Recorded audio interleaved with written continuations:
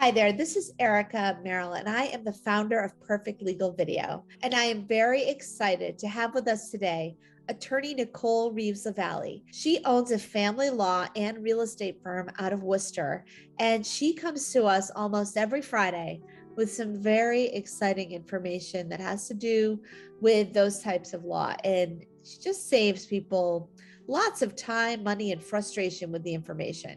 So I want to thank you again for coming today, Nicole. Thanks for having me. You are welcome. So today we have a very interesting topic. And I don't believe we've talked about this just as like a singular topic. It might have been mixed in with something in the past, but let's talk about what is a complaint in equity? A complaint in equity is something that you file when you really don't have any other category you can put it in. So it's not a paternity action, it's not a breach of contract action. It's kind of this illusory thing. So it needs to fit in a category. So they're called complaints in equity, and they can belong to different types of cases as well as different areas of the law. So what types of facts could be involved? So generally speaking, again, maybe you have something where I didn't marry somebody, but we have some assets together and we need to divide them. But what do you do with it? Because I wasn't married to this person, but I have ownership interest in it. So it's that kind of, again, what does it look like? Is tangible. I've had other cases that have to deal with family law, family cases where you have somebody who passed away, and now theoretically your children's half siblings don't get to see each other. So how do you make that happen? You want these half siblings to have a relationship. Well, the person that used to do that is dead. So again, it's not grandparents' rights because they're siblings. What does it look like? What does it feel like? Again, it's that complaint equity. So we can do multiple things, different areas of practice that kind of come together to go, we need to have a resolution on these types of cases because they don't fit into a checkoff box. Yeah, that is true. I mean, what happens if you want to buy somebody out of their part of the house or the car, or somebody wants to buy you out, but you don't want to move? I mean, there's got to be a lot of complicated situations. Absolutely. And sometimes it's, you have those children together, and then as a result, even though you didn't get married, you bought the house together. So now what do you do? So those are the kind of situations where they come into play. Again, I'm a family unit, even though I didn't put a ring on it. I also have a car that I shared with them, and it was a Mustang, and we spent $40,000 on it, and I put 20,000 in. So again, what does that look like for your situation in your family? Now, of course, we address it depending on what the circumstances are. So if we have a case that is in probate court because we have those children in a paternity action, we'd probably want to consolidate all the cases, have them go with the same judge, and have them be heard at the same time. Obviously, the good part of that is it keeps your costs down. The bad thing is it's a probate court case, and it's going to take, a long time because you have to address all those issues over that length of time. And it's very similar to divorce, except guess what? Your attorney now has to do 3 different documents because there's 3 different cases. So it does get a little messy at times, but again, it's that remedy that's out there. That is very interesting. And I don't know why, like, Judge Judy is coming to mind right now, because I can just see her saying, well, how long were you living there and you didn't pay rent while she was footing the bill? And, you were borrowing her car, but she was making the payments. I can just see that happening. I know it's not like that in real life. And maybe we should talk about why it isn't like that in real life. Well, I think the reality is it sort of is like that in real life. So again, is the judge going to say those questions? No. But do you have to prove everything that Judge Judy does say? Yes. Because if you don't prove it, then none of those facts are going to come true.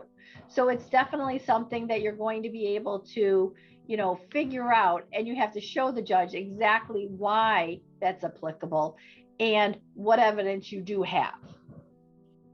That's not unlike divorce too, isn't it? I mean, like there's a family business, and the mom was doing the books all her life, and but it was the dad's business. I mean, it feels like it's, especially in the 50s, that happened a lot, right? 50s, 60s, 70s, where women, they kind of worked in the family business, but they didn't get a paycheck.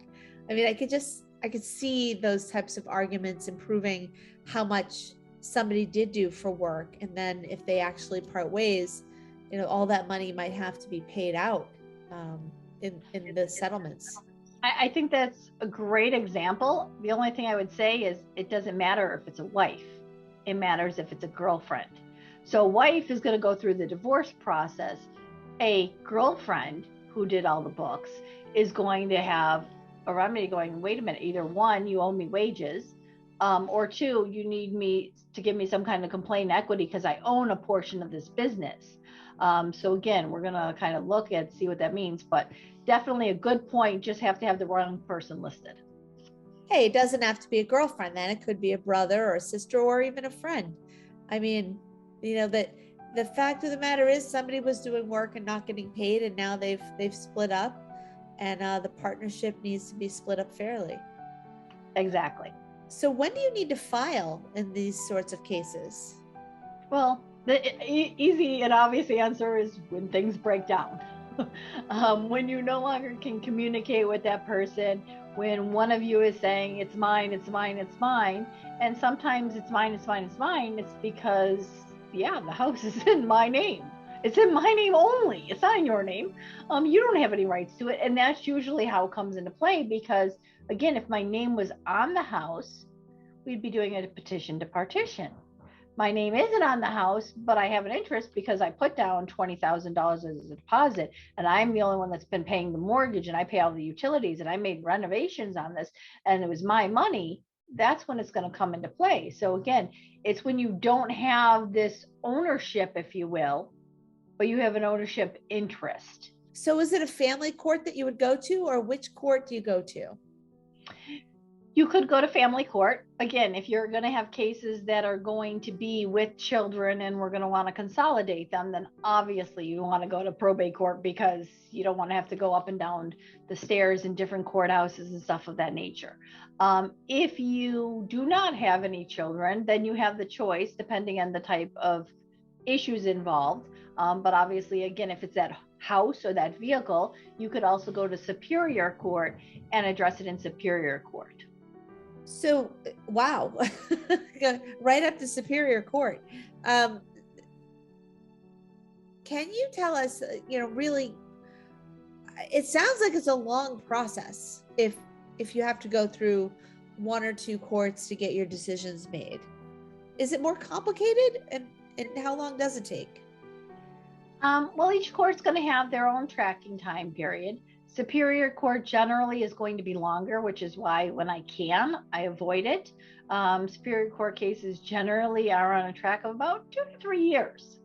A complaint and equity complaint in probate court is going to have a track of 8 months. So 8 months versus 2 years. Yeah, which one am I going to take? So again, whenever possible, if it's something that the probate court can handle and should be the appropriate forum, I'm going to advise you to go there. I mean, that makes a lot of sense. So I know I've been through a divorce. I know what types of documents I needed to do a financial statement and that sort of thing. Do you need to do a financial statement, or are there certain documents that you should be prepared to provide in some of these cases? Nothing necessarily that you have to provide to the court when you first file. But obviously you're going to have to gather intel because, again, your name's not going to be on that house or in that vehicle. And then what do you do? So great. How do I prove it? You prove it by the evidence. I took out, the $50,000 and it went into my boyfriend's account. And this is the account number. I can see the back of the check that says his name on it. I know that I wrote that check out directly to the dealership, and I can see that it was my check. I took the money out of my bank account, and I don't have the money because I paid in cash, but I took out $10,000 on this day, and $10,000 was applied to this person, and they gave me a receipt. So what does that look like? So you're going to have to prove each and every expense that you believe you're entitled to, because again, it's one is, are you entitled to the monetary compensation? If you're only looking for monetary compensation, then it may be a breach of contract versus a complaint in equity. If you're looking for, hey, I have an ownership interest and I'm looking for half the equity, hence complaint in equity, then you're going to have to show what all those things are. What did you pay for? What contributions did you make? If it was labor intensive, what repairs did you give, buy receipts for vendors for vanities and for, granite tops and stuff of that nature? Do you have those receipts? If they're in cash, guess what? We don't know who bought it. But again, so that's kind of the gray areas. What receipts do you have? What can you show? And more importantly, were those repairs done in a workmanlike manner? Because I've had people that shows repairs and it's like, that's not going to pass code, because if I sell it now, I have to tear up everything that you did because the ramp you installed was not up to code and it's too much of an incline. So that's a prime example of somebody that I had that did that. And it's like, you're not going to get credit for that. You didn't do it right. You might spend the money, but if you don't do it where somebody can benefit from it, then it really has no value. It's almost a negative effect because you've lost the opportunity with the time that you've lost, in a lot of cases. Like you wanted to sell the thing, you're making more payments on the house or on the car or whatever it is, if you do have a loan. I mean, so I can see where that is. I mean, gosh, we always talk about cash. When we talk about cash, it's always a complicated thing. I mean, I don't know how you even prove, if you say that you paid for something with cash and you don't have a receipt. I mean, it's just that it's a lesson to everyone out there. If you are partnering with someone and you don't have an agreement, I mean, honestly, you really need an attorney to put things in paper before you go into any employment or ownership agreement with anyone. I guess we're talking about visitation earlier. I mean, that's a totally different situation than the property. But I mean, writing things down, having things on paper is always a good place to start. So if you do have these situations, absolutely talk to Nicole and her team. They are just fantastic at what they do. I just set up my will and my power of attorney and everything with them, and they had everything set up for me. They explained where I needed which documents to go, and they had lots of witnesses there to help me sign my paperwork. Now my family's set up for the next, for the future, for as long as what I have in there needs to stay the way it is. I might have changes later. But I mean, if I have a business contract I'm going into, I'm definitely giving them a call as well. And sorry, I did that little spinoff, but just yesterday, so I'm so excited about it. Can you tell us, what can you do ahead of time to stay out of trouble in some of these relationships? I think the big thing is, we all think that life is going to be full of roses. We get that. And we go into marriages thinking the same thing. But the reality is, as an attorney, I have to look at everything negatively. So when you're going and you're spending money and it's not for you, you're not buying it for you, it's not going in your house, it's not your possession, it doesn't have your name on it, you always want to think, hey, worst case scenario, what happens if? And if the answer is my name's not on it and I'm screwed, then you need to come and see us. Like, deal with us. Come in. We've done contracts with people that have purchased this property and said, whether it's a prenup or it's just a contract that says, this is the asset we're buying. This is how we're going to divide it in the event of. This is what the expectations are during this relationship, that, you're going to pay for the utilities, you're going to pay for the mortgage, you're going to pay whatever it is.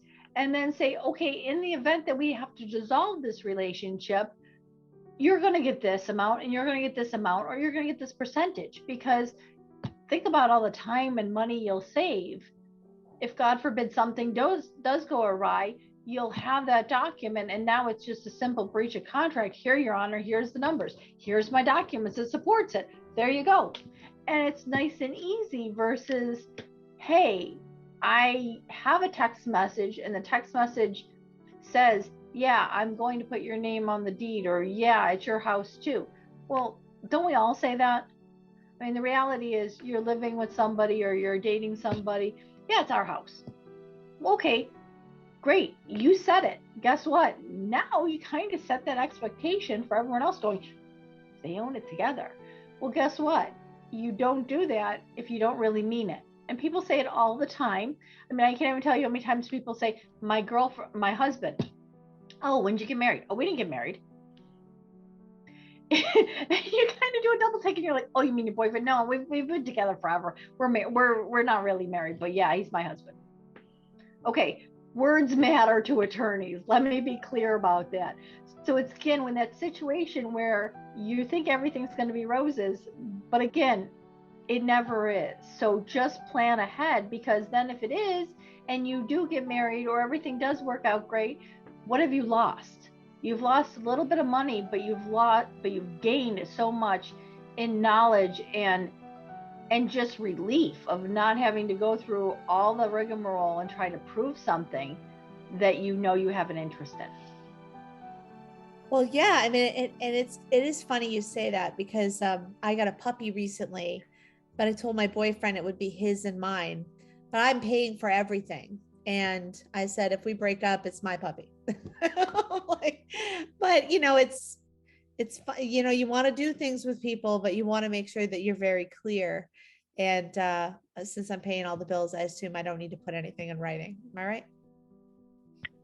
I would suggest putting something in writing, because you know what? While I failed to mention dogs, that's one of those things that everybody loves to fight over. And yes, I've had cases where, is it my dog or is it your dog? And we've fought over that. And again, we go back to the vet bills, and we go back to, okay, well, it's not like we can do on Judge Judy and we can say, come here, Johnny, come here, and see which one he comes to. That's not how we do it in real life. So that's probably the odd thing on Judge Judy. But the reality is, guess what? We do look at those things. Who paid for what? Who brought the dog to the vet? So maybe you paid all the vet bills, but you know what? I'm the one bringing the dog to the vet. I'm the one that's caring for the dog day in and day out. I'm the one that's there every day. So who really is that owner? So again, we have to look at the facts, not necessarily the monetary facts, but the other facts. I always kind of think about the same thing. I'm like, oh my God, if I ever got divorced, like, how do we divide the dogs? Like, it's always something that I think is very prominent that we forget about, because that is a huge thing that people fight over. Right. Well, he doesn't even live here, so I'm doing all the work and paying all the bills. So it's fine. Although the puppy does like him probably just as much. So that would be tough if we were on Judge Judy. But those are good points. And you know what? I've heard of the craziest things where there's visitation for the dog. And maybe, I mean, do people pay support as well, or have to still split vet bills after they split up? If they haven't been married, they generally don't pay. But somebody can get puppy visitation time. Again, it depends on the facts and how much somebody's going to fight over it. I mean, I think the reality is, guess what? Your dog loves everyone. So why are you going to deprive the dog of, whoever it is? Especially when they didn't do anything wrong. They're just happy as can be. So, I think you got to take that into consideration. Yeah, absolutely. I just saw something on YouTube where the guy was walking around saying, I'll give you $100,000 for your dog. Would you sell him to me? Just like strangers in a park. And most of them were like, no, absolutely not. How about $1 million? No, he's my family. People get serious about it. It's crazy. You got to get those contracts. Is there anything that we missed today? Anything else you'd like to bring up that came to mind during the interview? I think, again, we didn't talk a lot about it, but again, it does happen in family law cases where we are dealing with, again, it's not a grandparents' rights case. It's not, it's some kind of other thing. And it happens Some other times I've had a recent one that was dealing with retroactive child support. So there are other things that are out there. They're less common, but they do happen in other circumstances. So it's not just a financial asset. It could be something that, again, is just that emotional attachment that we need to do. So again, maybe it is the dog, although I don't know that I'd be hard pressed to file that complaint. Well, I want to thank you so much for joining us today. I mean, it's great that we can use these real life examples without sharing any names, except for apparently my own. And I really, really do enjoy it. I know that people get a lot out of these interviews. So thank you so much, Nicole, for sharing this information. I hope you have a wonderful day. And thanks everybody for watching.